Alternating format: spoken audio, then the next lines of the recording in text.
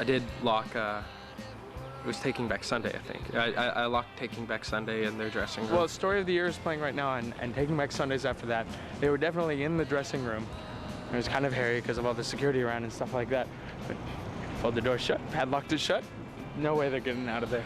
And I'm not sure if they got out. I assume they did. I'm sure that they figured out a way to get the padlock off the door. And we went on Story of the Year's tour bus, almost got kicked out. And, I just used the handle. I know, but it's my bus. Your knows you. What are you here with? I was just getting some sleep. Let's go. Yeah, let's go. Let's go. It's not a problem. I know. It's fucking weird. It's not a problem. Give me my eyes. It's not your No, dude, give me my. It's my eyes. It's my bus, right? Is it a problem that it's my eyes and it's my bus? Turn the fucking camera. I don't know who he was in the band or anything like that, but I guess at some point he realized that the people on the bus weren't necessarily anybody they knew, and he tried to take the ice from me and tried to take the drink from me, and was trying to throw us off the bus, and I was trying to reason with him, and I guess at some point I mentioned that I was in, you know, a band that was on Fat Records or whatever, which seemed like it was like some kind of trump card, like throwing that out there. And he was like, "Whoa, okay, sorry, yeah, you know, have a drink." I'm in a band. We played on the same stage. We're good then, right? Okay, yeah, no, totally, yeah. It's cool, man. We're supposed to be here. Where are we at? Party bus is here. But he drank some drinks. I think we took some food, right? We took a pizza or something like that. And I had a lot of fun in that aspect. And I think that's what you have to do in situations like that, is that just go in with the attitude of fuck it and try to fuck with people and have fun like that, you know. If people are the type of people who suck, you know, they're obviously going to take offense to you fucking with them, and in that way, if the people are cool people, then they'll get that it's a joke and then it's not been any big deal at all, you know, and hopefully they'll fuck with you back. Hey, this is Andrew for #1 magazine hit radio. I'm here with Boy Sets Fire. Our A&R guy from our label just told me yesterday, I had him on the phone and I was like, "Yo, Greg, we're playing with this band called Against Me who had this record reinventing Axl Rose," because I knew that he produced little bits of that Chinese Democracy record that will never come out. You know, the new Guns N' Roses record? And he actually told me that Axl Rose, through a friend, got a copy of that record and was furious, smashing it on the wall. Way to go, Cursing, guys. having a voodoo ceremony. He's really like into that voodoo stuff for some reason, and making little puppets, and was like, he asked where they were from, and people found out, like Florida, Yeah, and he was like, he was honestly like pinching needles into little You guys Against better Me watch puppets. out, Axl Rose It's is a true after story. you.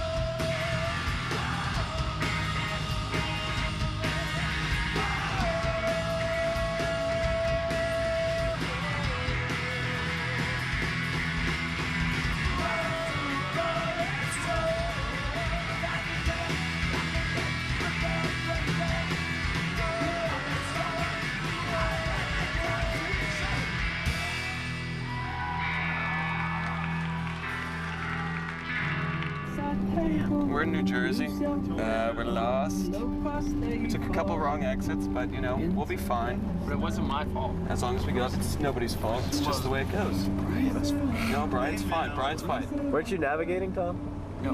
Brian, I would get off. I gave up my navigating duties to him, clearly with the map. Why don't we put on our ruby slippers and click our heels 3 times, see if we get magically whisked away to Philadelphia?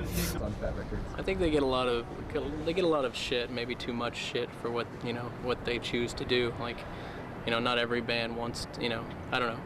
I kind of wish they were still playing in the basement personally, but I don't, condemn them for choosing to move on and be bigger than that, Yeah. And I think it's really silly, just the way kids focus so heavily on that, like on, what Against Me is doing, I mean, they're just a band. You know what? Fat Records can suck my fat chubby. Because you know what? Fuck you, Fat Records. I don't have anything personal against Fat Records or even know anyone that works there at all.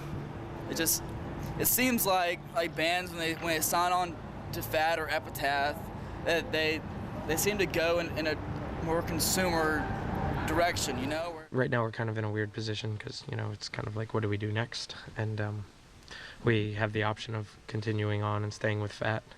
And but then there's also, it seems like lately there's just like a whirlwind of people approaching us and coming up to us, and specifically Universal Records being one of those. My name is Tom Mackay, and I am the VP of A&R at Universal Records in New York. First time I actually heard of Against Me, my assistant, Maureen Kenny, was actually playing a couple songs in her cubicle, and I was walking to a meeting, and I just kind of like stopped for a second. I was like, what is that? Initially going into stuff like this, you're like, oh, fuck it. Like, these people are morons, because they are. They're obviously idiots. They don't know and they don't care. They just see it as an opportunity to make money. But it just, sometimes you feel like you're fucking drowning in it all. I mean, in my business, you deal with bands all the time and songs all the time, and CDs are coming in the mail left, right, and center. And it's tough for those things to kind of stand out. And this was just about as immediate as it gets. Making that decision to make the leap from a strong independent like Fat to a major label is a big risk. And I completely respect the fact that people are hesitant, and I respect the fact that a band wants to, stay true to the people that built them, that bought their records and were there from day one. But, I just look at the bigger picture. I mean, for every jawbreaker, there are bands that took that step and made it. I mean, it's like, what we like to deal with, it's not really about kind of genre of music. It's more about bands who they already have they already know what they are. They already know where they're going to go. They already know their fans. They are their own machine. You know what I mean? It's really easy to get really, really far away from what you're actually doing, which is being in a band and playing music. And it's really easy to get caught up in this world full of terms like target audience and market and booking agents and managers and fucking record labels and stuff like that. In a sense, like after a show tonight, which is, it's not even a show, it's not even a band, it's like a movement, you know what I mean? It's like you're there and you just kind of feel lucky to be there. I don't know, we're literally in a position where we've had someone say, I'll give you $1 million to make a record. And it's fucking crazy, it's insane, and it is so far from anything we ever wanted to be as a band or anything we ever wanted to stand for. They're an anarchist band, they shouldn't be with corporations or big labels.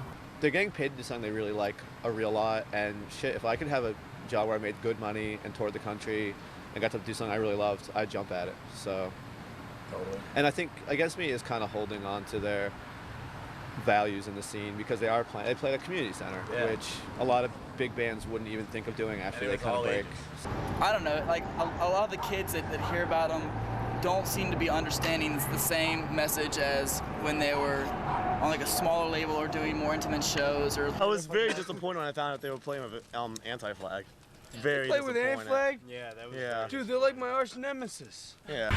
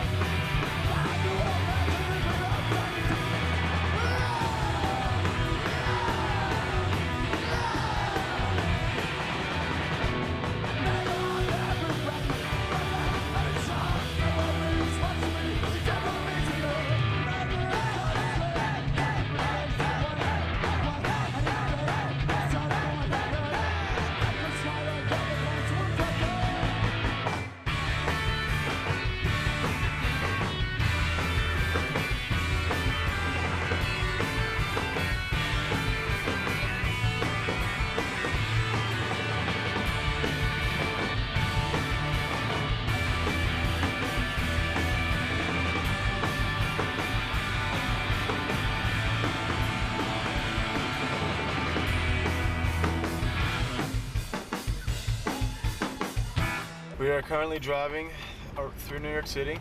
It is 4 o'clock in the PM, and we arrived here at 12:30. We have been driving around looking for parking for 4 hours now. Anyway, so we're all going crazy, we're all delirious, and I'm gonna kill someone soon enough if I don't get it. I am quite a romantic, I'd say. I think that they're all genuinely sweet people. And as far as my interest in having a business relationship, free drinks don't really change my thoughts about that. They just make me drunk. But they were very accommodating. We had a lot of fun. Got to see a lot of friends. I'm an asshole. Jen! How great will you say you can make out with me? What? Yes. Wait. So that was my goal for the night. Tom. Hi. Hi. Tom. Hey. I don't think so. Because. Why the fuck would I do that? What are we talking about here? I'm really not that bad, and we've met before. Oh, we've met before, so I should fucking kiss you or something? What the fuck are we talking about?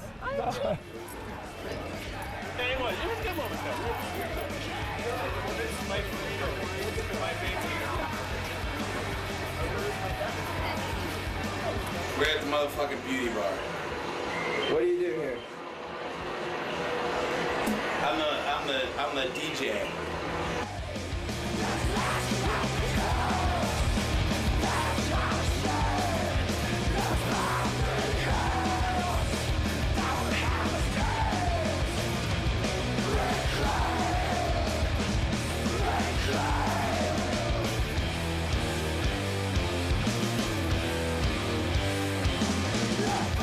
Why'd you just piss on the floor? Because I like to urinate. I know everything about every band. Talk about Against Me.